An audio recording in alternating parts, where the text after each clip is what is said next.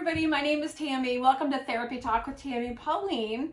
And today's episode, I want to talk about the Golden Bachelor. But before I do that, I'm thinking about either carving or painting a pumpkin. A few moments later. I just made my decision. I'm going to carve it just because it brings back lots of memories of me and my kiddos when they were younger and we were carving pumpkins. So I wanted to talk about the Golden Bachelor. If you guys have been watching it, let me know in the comments what you think. I think it is actually pretty phenomenal. I really like reality TV shows. Kind of embarrassing to say, but I do. I remember back in the day when Survivor first came on the scene, the very first Survivor, I fell in love. And I don't know if that was the first, reality TV show, but for me, that's the one that stands out. And I loved it. I actually applied for it twice. Nothing ever came of it. I don't think I could do it nowadays because I'm 52 years old.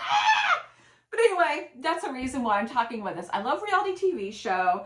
Now, The Bachelor and Bachelorette is something that I really haven't watched much of because of the cringe factor. So, in my opinion, cringe factor from 0 to 10, 0, no cringe, and 10, the most cringe. I would say watching The Bachelor and Bachelorette, I'm probably at a 7, 8 for cringe. Anyway, the Golden Bachelor, we have, this looks really dangerous that I'm doing this. The Golden Bachelor is, his name is Gerry Turner, and he is 71 years old, and on episode 2, he turned 72. So, Gerry lost his wife, I think around 6 years ago, but he was married around 40 years. Now, my question to you guys is, how long do you think it would take or be if you were with somebody, your partner, for let's just say 20, 30, 40, even 50 years, when do you think is a good time to start looking for love? Let me know in the comments below. I'm super curious to hear that. In my opinion, I think it's not to be so political with my statement, but I do believe that it's a case-by-case basis. There's a lot that comes to when somebody is losing a loved one. There's a lot of grief. Grief is super complicated.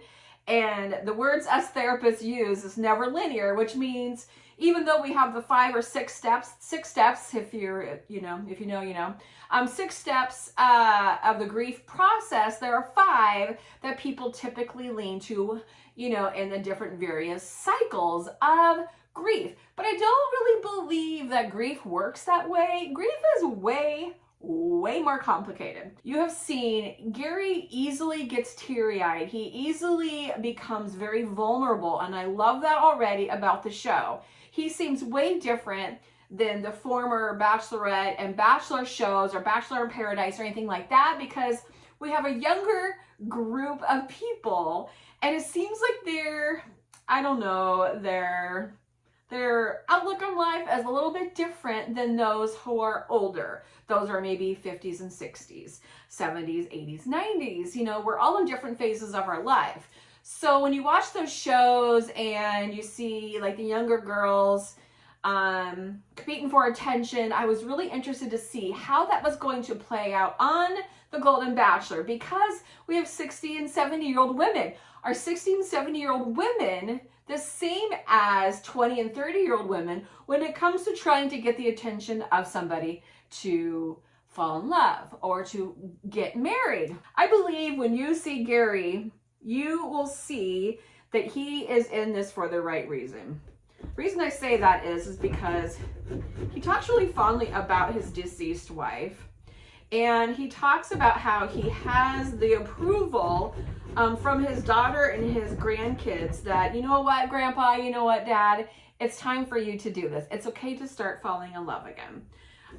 Gerry seems super authentic, and I can't say that enough. And the more I watch it, the more I truly believe that what we see is what we get. That is who Gerry is. And I think for the first Golden Bachelor, and I hope they have this show again with other bachelors, I really think that Gerry set the standard very, very high for other bachelors who are going to come on, Golden Bachelors coming on, because he really seems like he really knows what he's doing. He really seems high class. and he really is authentic with all his conversations that he has with the ladies. So let's talk about night 1, episode 1. The ladies are coming out of the limo. Let's talk about the ladies. Hey, ladies. So I got my pumpkin. I took the top off. And normally I would have newspapers around here, but does anybody ever take newspapers anymore? So instead of that, I have paper towels for the gook. The gook. Okay, so.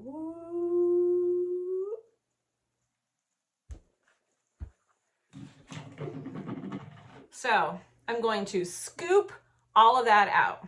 So we have 22 women dating the same men. Now, when I've watched The Bachelorette or The Bachelor in the past, usually see the cocktail hour, cocktail party, really a party zone. People are getting crazy and it's all sorts of just drama right away. Normally, I don't watch past the first episode because I just can't get used to the cringiness of it. But this one seemed a little bit different. So we have the limos coming up. And of course, there is the gimmicky women who come out. The one that stands out to me is the one who had a friend who just died. And so she's talking about her friend with Gerry. And I thought, okay, I mean, we're all trying to stand out, I guess. The one that kind of bothered me, but then I later on forgot about, was the one that talked about it was a birthday. And she asked him if he wanted to see her birthday suit. And right then and there, I wanted to stop watching. I wanted to stop the show entirely because I'm like, oh my gosh, this is just like the 20 and 30-year-olds that you see on The Bachelor, Bachelorette. And I was not here for it. So it did end up getting better. And I guess, you know, if you think about it, you know, all these women just want to stand out to Gerry. So like later on, he comes in and he finds them, or he finds them interesting, and he wants to get to know them better. So I get the reason why all the gimmicky stuff, but to me, that was a little cringy. Just loveliness. These ladies are super lovely, and I am already here to watch them. I'm here, hey sister, you got this. And there's certain ones I'm already rooting for Gerry, but I'm telling you what, most of these women, they are top-notch women. They not only look great, they're getting around great. They have like this aura, this personality that just kind of drives you in, and it drives Gerry in, a lot of them, if not most of them. What got me too is that they were encouraging each other. There was nothing but love and encouragement and like, oh my gosh, I love your earrings. Oh my gosh, I love your dress. Oh my gosh, you know, you're so beautiful. And there wasn't that cattiness that you get from the beginning of the shows of The Bachelor, Bachelorette. I think, again, it's just the different phases in life. You know, women just have a little bit, you know, we're just more comfortable in our skin, and we're more like comfortable with who we are. So, you know, maybe we're not as jealous of the lady next to us because they're on their journey. I don't know. I'm just guessing. I'm just speculating. So Gerry hasn't dated in 43 years. And he is dating 22 women at once. I mean, talk about a culture shock. We have a guy who hasn't dated since he's met his wife, right? That was the last date he had. And he's a widow now. And he's dating 22 women. Now, I don't know if I've been out of the market for that long. I think it'd be very difficult to be able to pick out and decipher and figure out dating one person. I cannot imagine dating 22 people and figuring out 22 different personalities and seeing if it all meshes, and then having the cameras there, and it just seems like, Gerry, this seems like a stressful situation. I hope you have some good coping mechanisms. We have April. Now, April is a therapist, so of course I'm going to point her out. Now, the beginning, she seems a little extra to me, but I think she's kind of like an authentic extra. I think the April that we see with her personality when she comes out is probably who she really is.